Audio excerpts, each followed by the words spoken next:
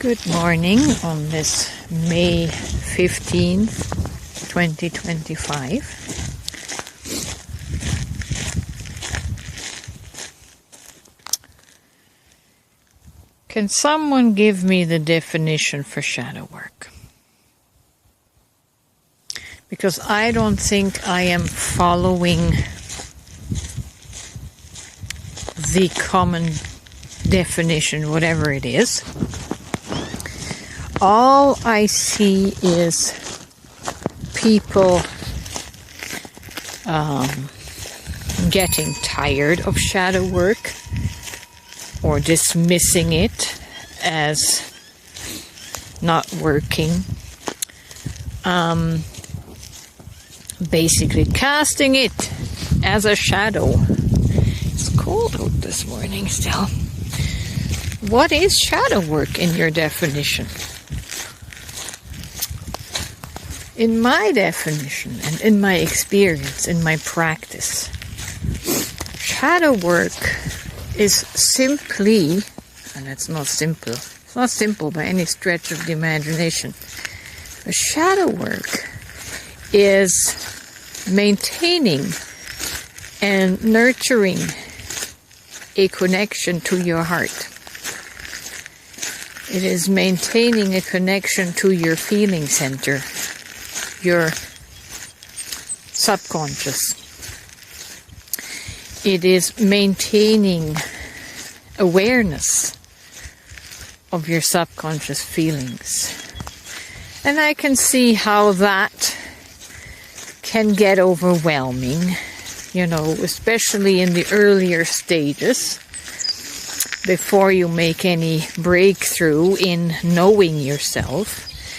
It can seem exhausting. It can seem too much. If you bring things up forcefully by technique to try and transmute, it can become exhausting. But that's not the fault of shadow work. It's just that you are moving too fast and trying to move through it too quickly.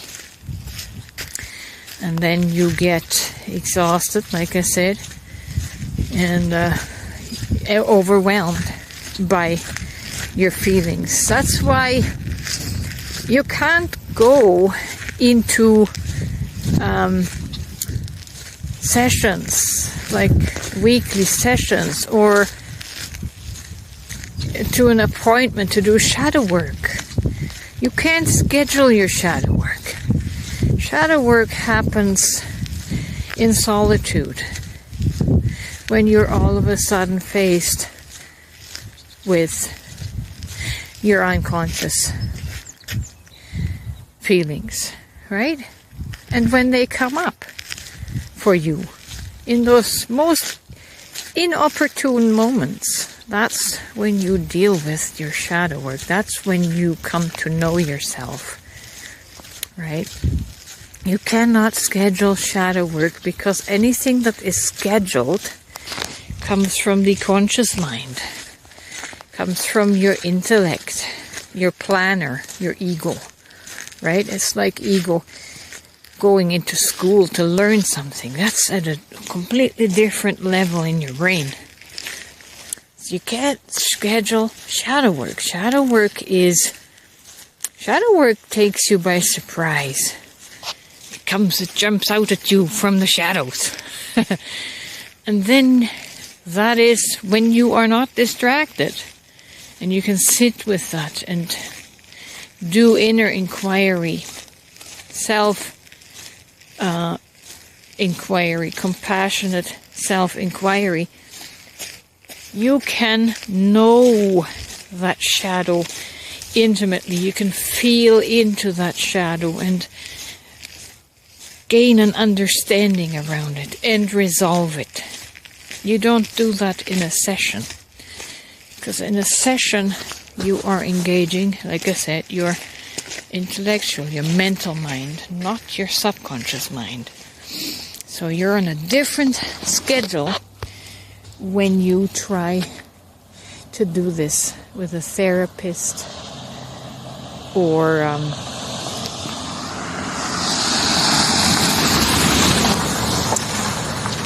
like I said, a scheduled, what are these retreats? A scheduled retreat. Think about the word retreat. It's not going out in nature somewhere. A retreat is about going in. You retreat within yourself. You don't go to some retreats or to some outing with other people. That's not a retreat. That's some kind of get-together, but it's not a retreat into your soul. And so,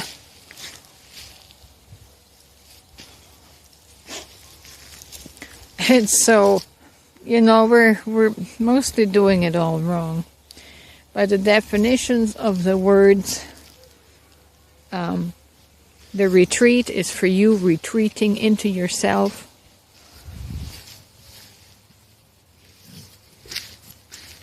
And knowing yourself, becoming intimately acquainted with your feelings, which gives you awareness, self-awareness and other awareness. Because that's, as you know yourself, you know other people, right? And so again, to those people that dismiss shadow work, they have just become overwhelmed, perhaps by a forced therapy session. You can't force the unconscious into the conscious space. And I have done it completely in solitude, without any interruptions. And I work through it. Work is not the right word. I feel my way through it. I become aware of it. And then I apply compassion, empathy, and I nurture myself through the feeling until I integrate it and allow it to be there, whatever the shadow might be. Some kind of fear, some anxiety, some shame, some embarrassment, So you work through it. Especially with shame and embarrassment, you have to give it acceptance. You have to tell it you're allowed to be there. And then you understand the situation. And you work through cognitively of what created the shame and why. Right? Maybe it was just someone else's projection, their fear, and they projected it onto you. So you work through that. You get to know yourself. So in that vein, in that definition, how can you ever dismiss this function of getting to know yourself, to become self-aware? Right? That's my definition for shadow work. To become aware of the unconscious, of that which in the daily we are unaware of. And that's a day-to-day thing. It's a day-to-day thing of living connected in your conscious and unconscious mind to nurture awareness. And I find that people who dismiss the shadow work prematurely, or maybe misunderstood the process, they have not healed their shadows because they still continue to express in anger, in ridicule, and in mockery of the things that either robbed them of the years of their life, robbed them of the potentials, and so they are in regret. They live from this energy of regret, this shadow of regret. They haven't processed it. If you still measure out ridicule and mocking for something that has hurt you, you have not healed from that, right? In the first 2-3 years, I went through these grieving stages, and I had a lot of anger and a lot of mocking and ridicule for Christianity, because it robbed so much of me, right? I had to bring justice into myself to balance the scale and to heal this wound of regret, to heal the loss, to heal the grief. And I was such an antagonist and such a blasphemer of the Christian religion, because I was speaking from my pain. But now, if you followed me over the course of time, you may have noticed that I have changed my tone. I am softer, more gentle, still stirring things, to make people think, but the hard edge is no longer there, that with which I spoke before. That is because I have brought justice, I have brought balance into my inner space through connecting the conscious to the unconscious and making it one, bringing peace to that space, right? So I can be in true neutrality now because of maintaining this balance, maintaining this connection between my unaware mind and my aware mind. And the feelings are what gives me the awareness. So shadow work is nothing to poo-poo. Shadow work is your awareness. Maintaining daily awareness through feeling, through being sensitive to your own unconscious, and that way you can be sensitive to others, right? I hope this helps someone today. So continue your self-awareness. Don't ever tire of self-awareness, because that's required for you to live lovingly and caringly